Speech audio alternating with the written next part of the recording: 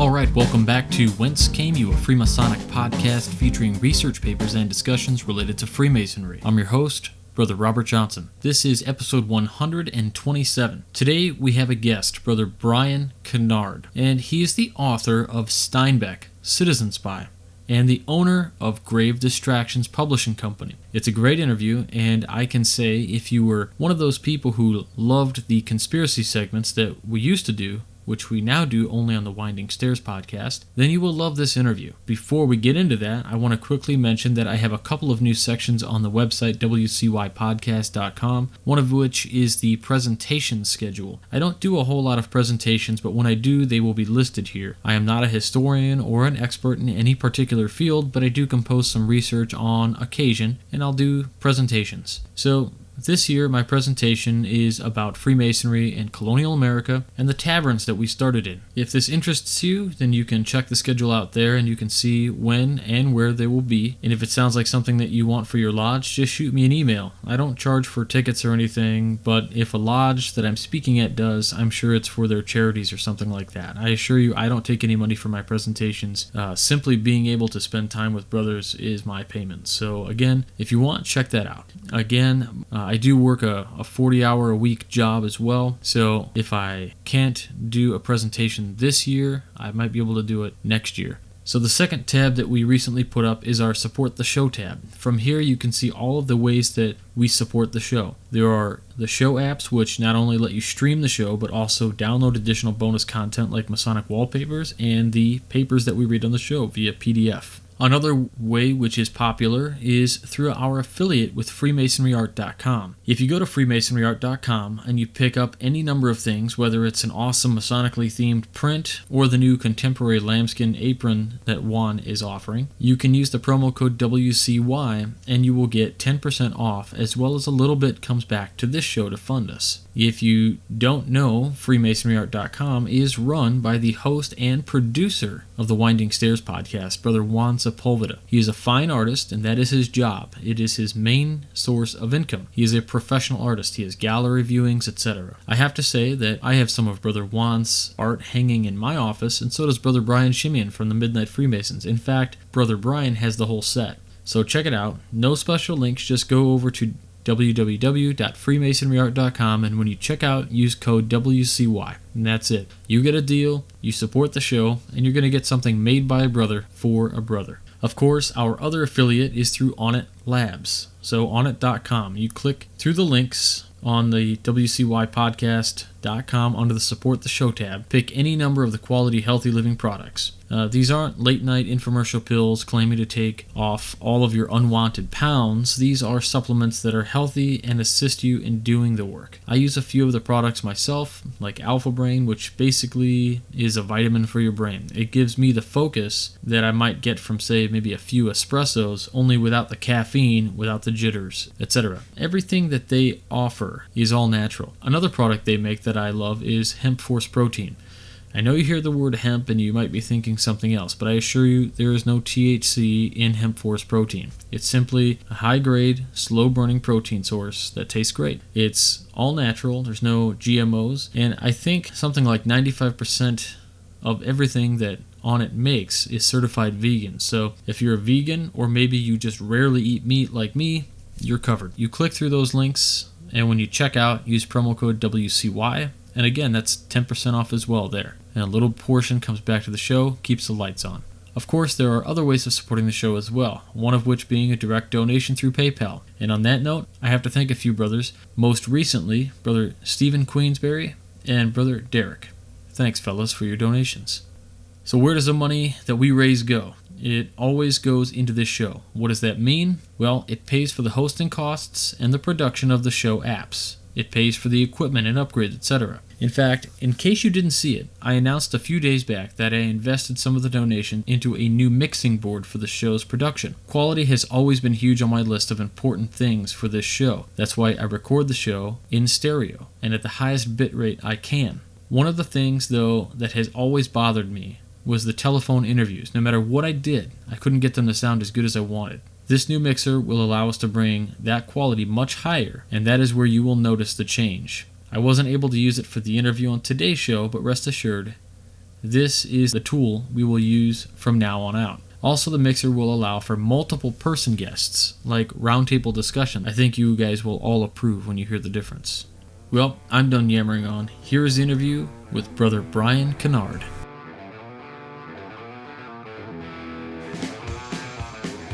All right, everybody. Today we are talking with Brother Brian Kannard, author of Steinbeck, Citizen Spy. So first of all, anyone listening, I just want to preface this with a little something that isn't known to everyone, but John Steinbeck was an American Pulitzer Prize-winning author who wrote several well-known books like Of Mice and Men, Grapes of Wrath, East of Eden. He was also a Freemason. So we're talking again with Brother Brian Kannard, and he wrote a book about Steinbeck and his affiliations with the CIA, I guess. Brother Brian, how are you doing today? I'm doing just fine. Thanks for having me on. Oh, anytime, man.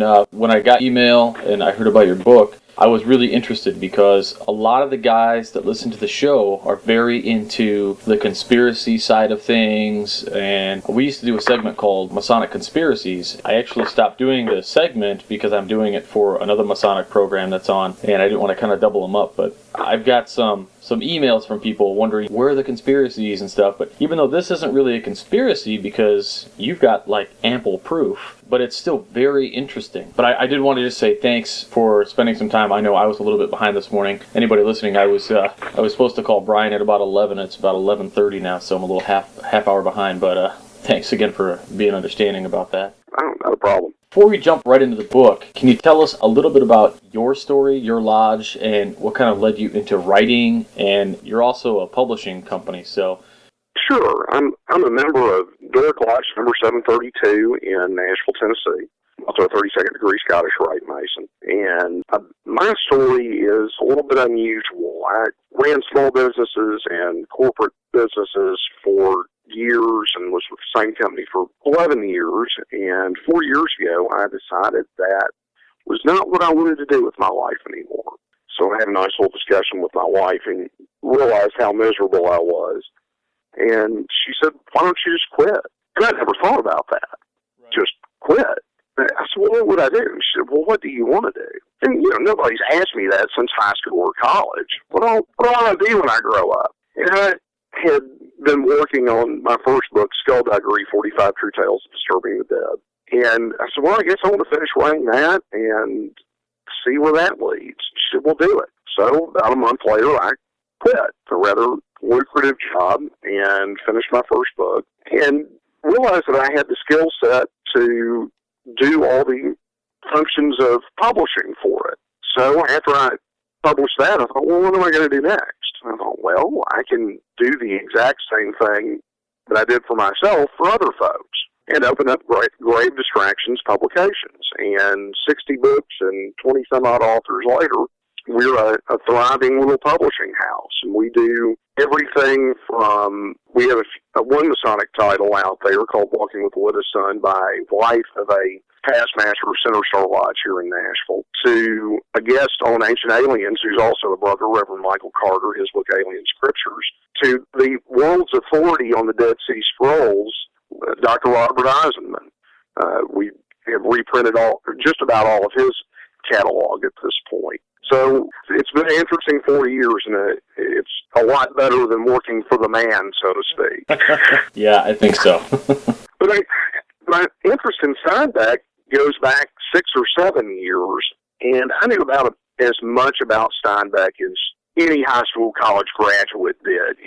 Forced to read the Grapes of Wrath and Of Mice and Men in high school and college. And when I was in high school, Of Mice and Men was required reading. Actually, it was 8th grade. And when it came around to the actual high school time for that, we had to watch the movie, and it had Gary Sinise in it. And it was very interesting to watch a screen adaptation of such a great book. But also, I think that was the first time when people actually saw, because in 8th grade, most people just buy, they get on the internet.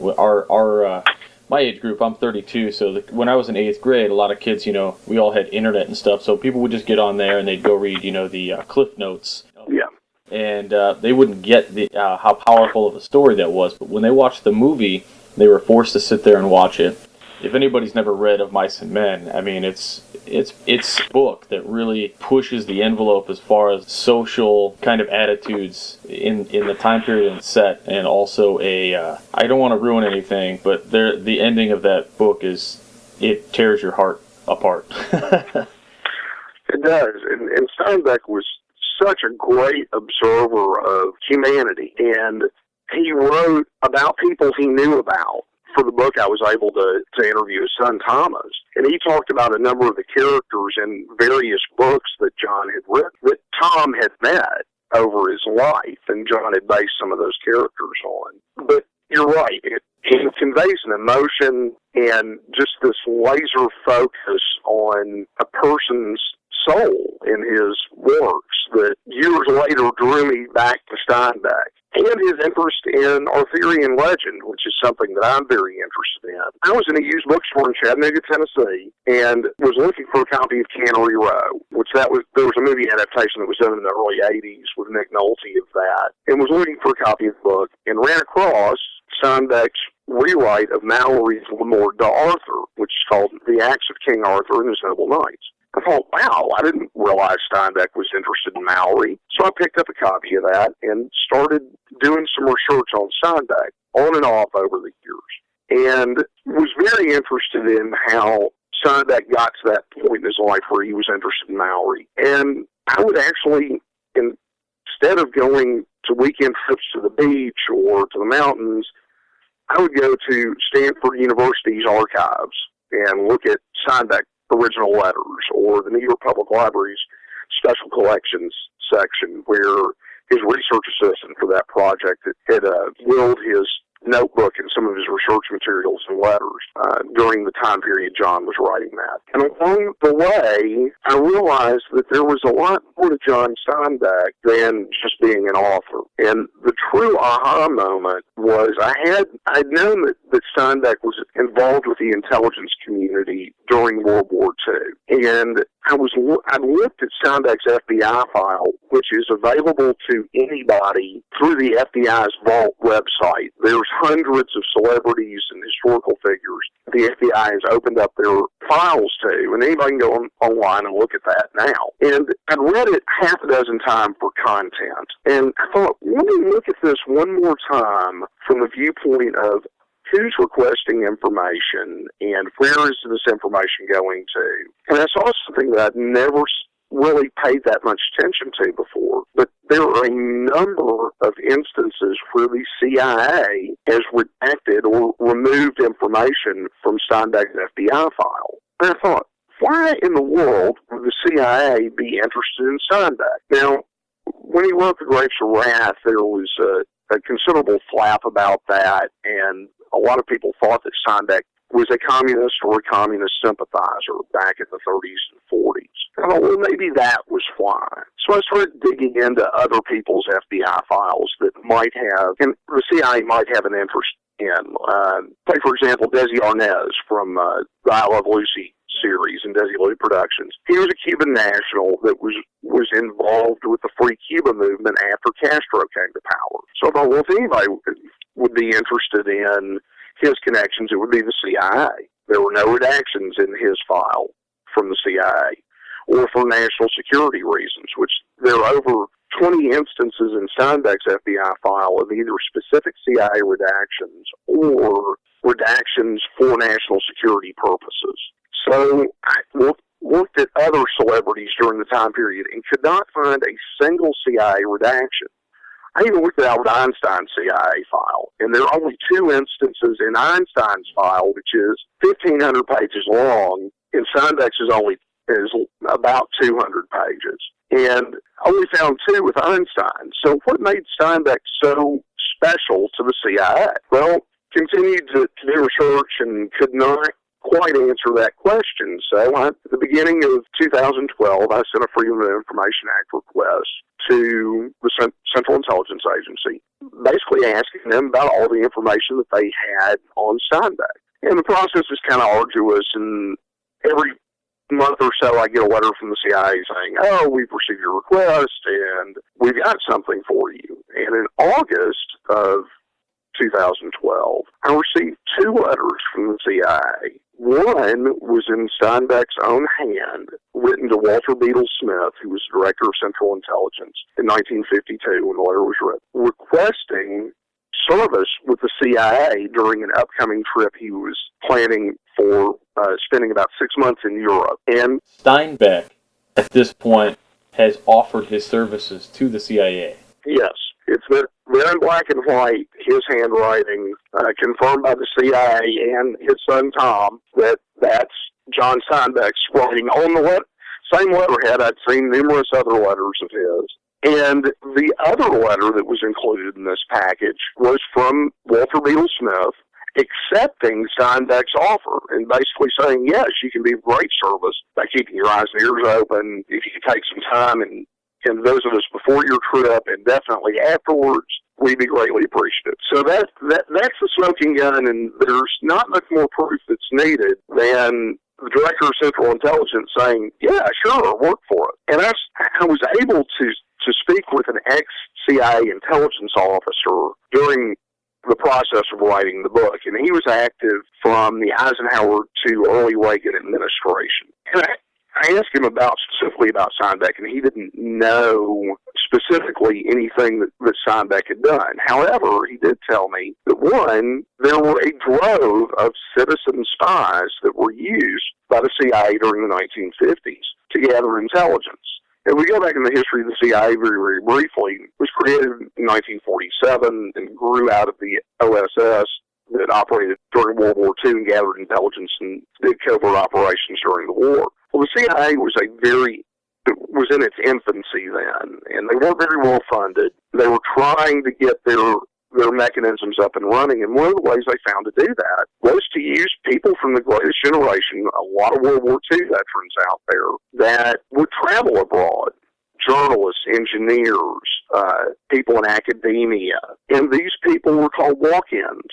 And they would either offer their services to the agency, or the agency would seek them out if there was a specific purpose. Like, let's say you have an aerospace engineer that was going to an international conference in Copenhagen. The CIA might send an operative to talk to him and say, hey, when you're there, could you talk to this person? Or could you just listen for these topics and report back to us? And a vast majority of those citizen spies during that time period were passive intelligence gatherers.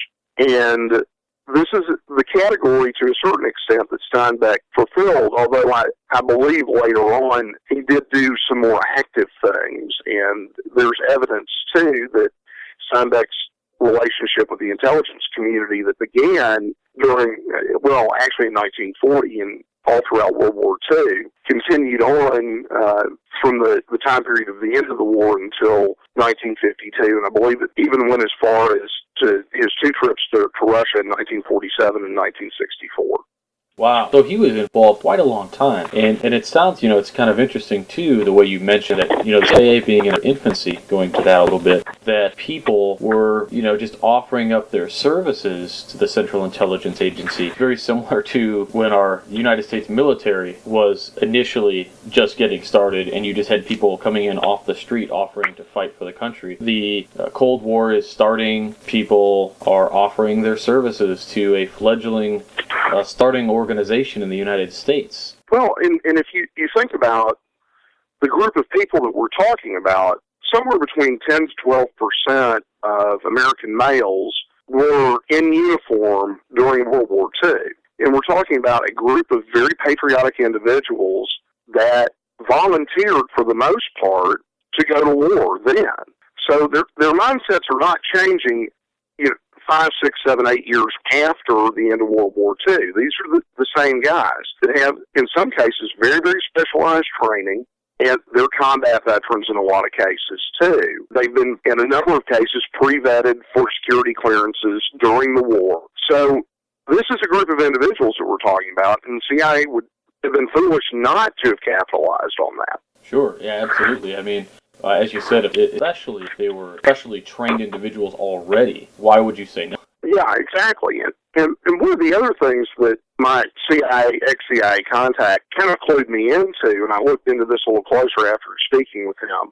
Unfortunately, I can't reveal what his name is, but I assure you he is a very, very real individual and a hoot to talk to. But he also told me that a book that Steinbeck wrote about his 1947 trip to the Soviet Union, the Russian Journal, was used as kind of a CIA soup summer reading list title. It was actually high-level intelligence officers would give this book or recommend this book to field operatives to read. Well, I did a little more digging into that, and coincidentally enough, who was the ambassador to Russia during the time period that Steinbeck was in the Soviet Union in 47?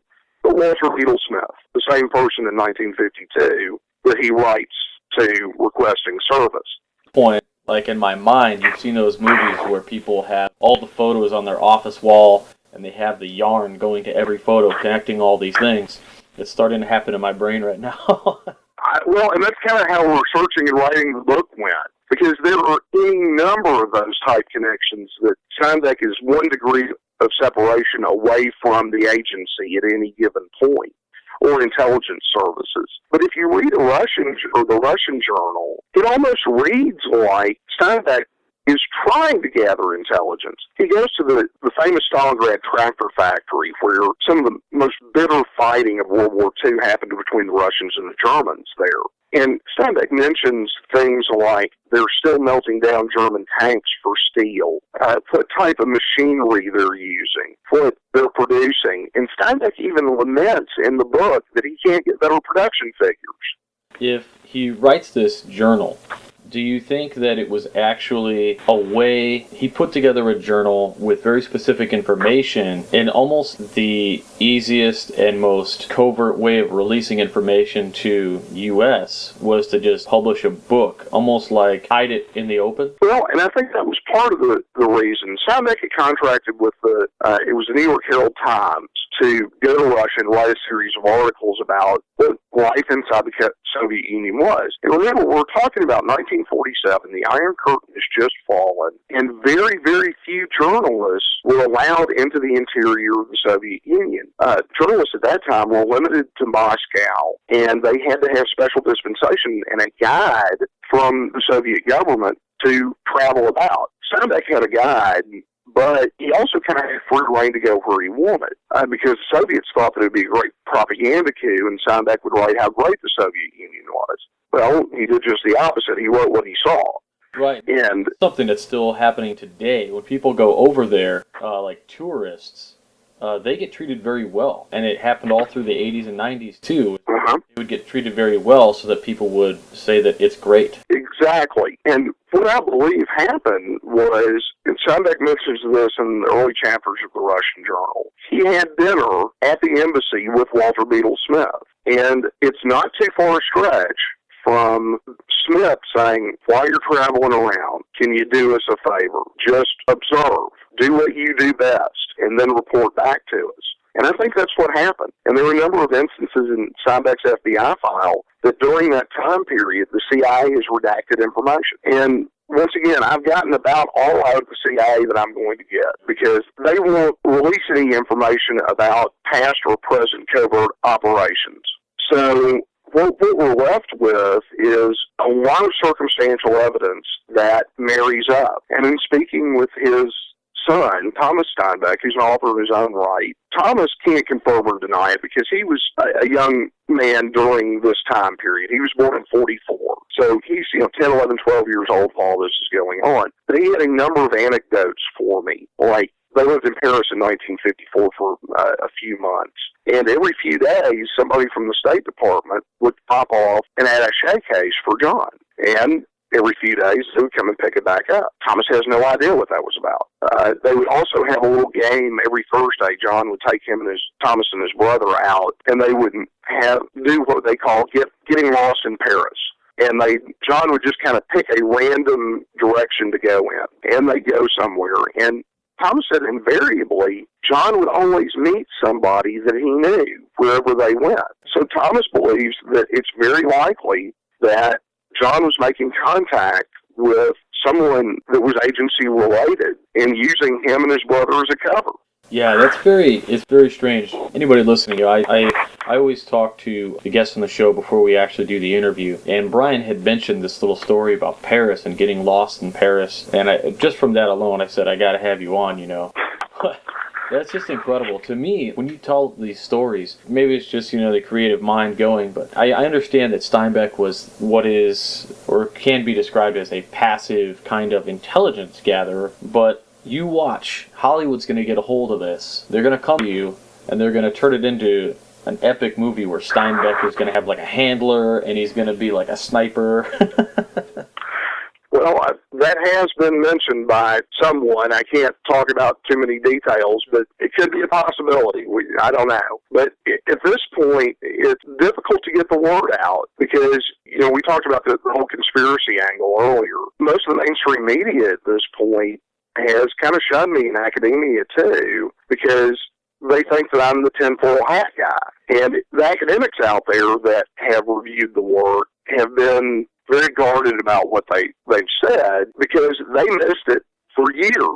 And along comes me, a guy who went to college for finance and economics, who found this out, and it was under everyone's nose the entire time. Why I figured it out, I don't know. My wife is quick to tell me that it was just my story to tell. And once again, but it was fascinating being able to do it, and like I said, spent a number of years of my life on and off working on this. So glad to finally have a finished product and what I consider to be a great body of evidence that I present in the book to further my case. Yeah, it's the whole story together is amazing. And the way I view it is, people might think that you are a conspiracy theorist or whatever, but you can't there's no conspiracy here. I mean, the conspiracy is maybe pondering the what ifs. Right. When thinking about his position.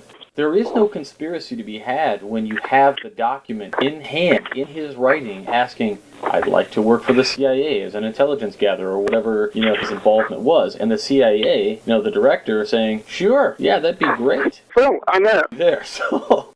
Yeah, I know. I mean, this is all very historical documentation for this. And even there are other clues in his FBI file. Like in 1957, the CIA's Office of Security requested information about Steinbeck from the FBI. Well, the Office of Security in the CIA in 1957 does pretty much what it does today. They're in charge of vetting personnel, keeping CIA facilities and data safe. So why in the world would the Office of Security of the CIA request information about John Steinbeck unless Steinbeck was already in the CIA system? If it was counterintelligence, like they thought Steinbeck was giving information to the Russians or someone else, the Office of Counterintelligence would have asked for that information, not the Office of Security. So I talk about this in the book. It's kind of like looking for extrasolar planets. A number of years ago, we had never seen a planet outside our solar system, but two astronomers found one around a pulsar by looking at the anomalies of that starlight, and they could see a regular pattern of something passing in front of the star. So mathematically, they proved that extrasolar planets exist. Well, looking at anything covert, since we're never going to get the full story out of an intelligence agency, you have to do the same thing. You look for the anomalies. You look for the things that don't make sense. You look for the connections, and they're all there. All right, so I wanted to get back to a little bit, some of the people, listening know, like I said earlier, that I only do, guests and things that are either Masons or want to talk about Masons, things like that, Masonic subjects, we try to keep it to. And in this one, we have double hit. We have Brian Kannard, who's a Mason, author and publisher, talking about John Steinbeck, in his case, who also was a Mason. So what can you tell us about John Steinbeck's Masonic affiliations and some stories relating to that? Well, it's not very well known that he actually was a Master Mason and belonged to Salinas Lodge number 204, I believe, in California. Everyone knows, and his biographies hit on the fact that he was in the Demolay Society, and his father was a Mason. But I had contacted a past master from the Salinas Lodge who was able to confirm that he was a Mason. I know there have been some outlets now that have been able to report that, but at the time, it wasn't very widely known or if at all. But Thomas Steinbeck had told me about his membership in the lodge and how he was always very, very proud of the fact that he was a Mason. And John became a Mason in the mid-20s, and I don't believe he kept his membership up, but he always carried his last dues card in his wallet. And according to Thomas, they, in their numerous trips to Europe, he said they visited the Imperial War Museum in London. And Tom told me, he said, yeah, it's amazing what kind of doors throwing the handshake will get you in at the Imperial War Museum. But, I think that one of the things that actually helps my case is Steinbeck learned at a very early age, just like all of us that are Masons do, how to keep a secret and the importance of secrecy within an organization. So covert operations were not too far a step from him for that. And of course, most Masons are very, very patriotic. And this was one of the reasons that John did all this. He was denied service in World War II because of his supposed communist affiliations. And he was a war correspondent during World War II, and there's a lot that goes on with that, too, in the book. But he hated communism, or Soviet-style communism. Tom had told me that American communists during the time didn't worry John so much because they couldn't get out of bed in time to attend any kind of rallies or anything. But the Stalinist communism that suppressed creative thinkers and authors in particular, not to mention the atrocities that Stalin perpetrated upon the Russian people, Steinbeck saw that as if the communists were able to get a foothold into the world at large, the world would be plunged into a dark age. And that's almost a direct quote from a letter that Steinbeck had written to his friend Bo Badesky, that was a Swedish painter. So it's very, very clear what Steinbeck's thoughts were on communism. And it was John's way of being able to serve his country in an equal measure to those that were combat veterans in World War II. So makes sense. It's something I'm sure anybody would do.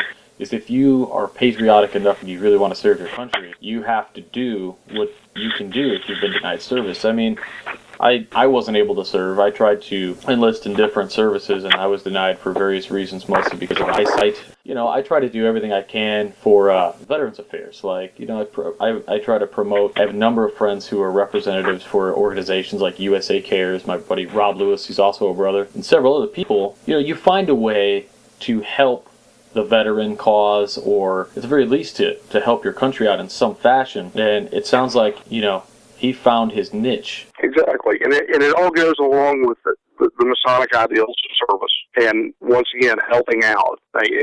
It all goes hand in hand. And as an aggregate, it all makes sense when you view Steinbeck in that manner. Absolutely. Absolutely. Well, one thing I wanted to ask is, the book is out now, or is it on the way? No, it is out now. So the book is out now, Steinbeck Citizen Spy, and I know it's on Amazon.com, but as with a lot of independent publishers, perhaps there is another link that you would rather link it to instead? You can go to gravedistractions.com and find out where it's all at. Walmart picked it up on their website, which was kind of cool. But we're available in print in all the usual places, Amazon, Barnes & Noble, Books A Million. We're also available in ebook formats, just about every ebook format that you can think of in place. In the iBook store, for Amazon Kindle, for the Nook. So we're everywhere. We also are always looking for authors. I would love to work with brothers that have got Masonic book ideas. Give me a call. My email is at gravedistractions.com, and we'll sit down and talk about it. Very cool, very cool. So anybody listening, I'm going to have a link on the website, www.wcypodcast.com. If you click on the tab for the bookstore, you're going to see Steinbeck Citizen Spy right there. You can click on that, and that's going to take you over to the link to the book, and it'll either take you to the Amazon.com or directly to Grave Distractions Publishing Company's page for the book, where you can pick it up. As Brian said, it's going to be on Walmart, it's on Kindle, it's on almost every ebook format there is.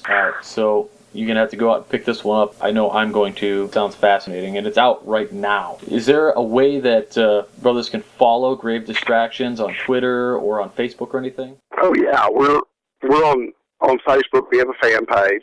You can friend me personally, too, if you want. We're on Twitter at Grave Distract. I also, like a big dummy, I forgot the book has its own website, which is SteinbeckCitizenSpy.com. And I've got a lot of the documents up and an excerpt from the book, too. So if you want to check that out, it's all there, and information on how to do a Freedom of Information Act request, and a couple articles about that type of thing, links to Steinbeck sites. It's got links to espionage sites and intelligence services sites throughout the world if you're interested in that type thing. So that's SteinbeckCitizenSpy.com. But yeah, follow us on Twitter or Facebook. Drop me an email. My phone number's on the Grave Distraction site. Love to hear from you, and I appreciate you having me on today.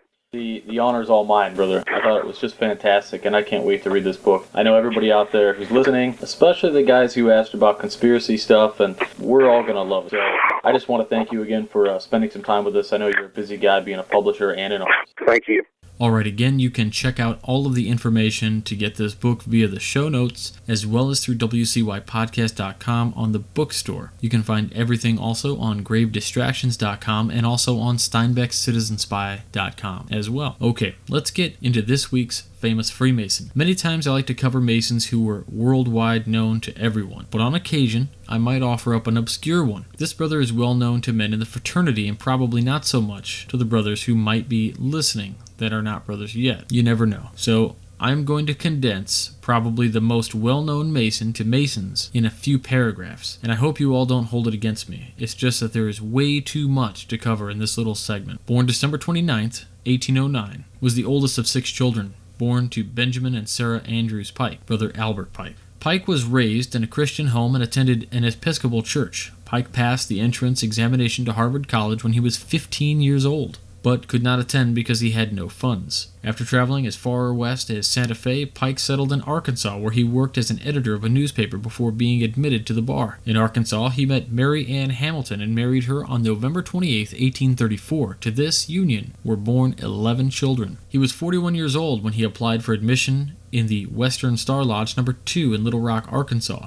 In 1850, active in the Grand Lodge of Arkansas, Pike took the 10 degrees of the York Rite from 1850 to 1853. He received the 29 degrees of the Scottish Rite in March 1853 from Albert Gallatin Mackey in Charleston, South Carolina. The boundary between the southern and northern jurisdictions, still recognized today, was firmly established in 1828. Mackey invited Pike to join the Supreme Council for the Southern Jurisdiction in 1858 in Charleston, and he became the Grand Commander of the Supreme Council the following year. Pike held the office until his death while supporting himself in various occupations such as editor of the Memphis Daily Appeal from February 1867 to September of 1868, as well as his law practice. Pike later opened a law office in Washington, D.C., and argued a number of cases before the U.S. Supreme Court. However, Pike was impoverished by the Civil War, and remained so much of his life, often borrowing money for basic living expenses from the Supreme Council before the Council voted him an annuity in 1879 of $1,200 a year for the remainder of his life. He died on April 2, 1892, in Washington, D.C. Realizing that a revision of the ritual was necessary if Scottish Rite Freemasonry were to survive, Mackey encouraged Pike to revise the ritual to produce a standard ritual for use in all states in the southern jurisdiction. Revision began in 1855, and after some changes, the Supreme Council endorsed Pike's revision in 1861. Minor changes were made in 2 degrees in 1873 after the York Rite bodies in Missouri objected that the 29th and 30th degrees revealed secrets of the York Rite. Pike is best known for his major work, Morals and Dogma of the Ancient and Accepted Scottish Rite of Freemasonry, published in 1871. Morals and Dogma should not be confused with Pike's revision of the Scottish Rite ritual. They are separate works. Walter Lee Brown writes that Pike, quote, "indeed it, Morals and Dogma,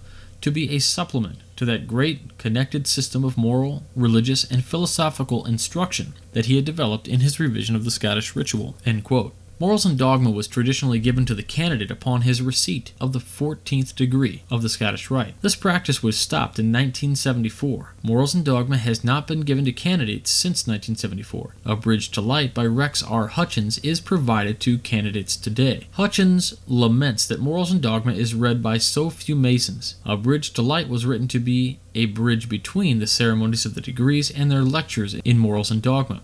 While recommended to Masons, we cannot conclude that Masons are expected to accept every thought in A Bridge to Light. Books by liberal theologians and writings by non-Christian philosophers are assigned by professors in Baptist colleges and seminaries. Students are not expected to accept the teachings found in these books and writings. Rather, they are assigned to help students understand the thoughts of men of the past and their struggle to understand themselves and their relationship to God. With exposure to these ideas, students can better form and defend their own understanding of these critical issues.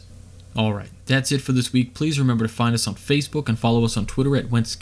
Remember to check out the Midnight Freemasons 3 times a week for original content, which is always fresh and always new. If you like what you read there, then you can continue on and check out the Working Tools magazine, the largest independent Masonic magazine in America, where we are featured each month with original pieces that are exclusive to the magazine. You can check it out at twtmag.com for details. And you can also follow them on Twitter at TWTMag.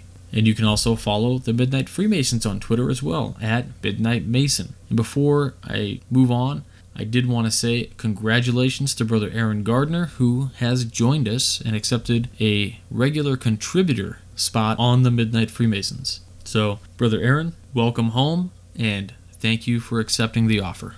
Also, you can check out our podcast partners, Rob Lewis on Far From Centered and Juan Sepulveda on The Winding Stairs, which are both on iTunes. Check out some of the Masonic businesses on our site as well, PB&J Water for all your water purification needs, and fraternalties.com for the best Masonic neckties and bow ties anywhere. No more cheese ball, plain, square, and compasses repeated all over a tie. Nope, how about original designs that are beautiful? Go ahead and check those out when you can at fraternalties.com. Until next week, stay on the level.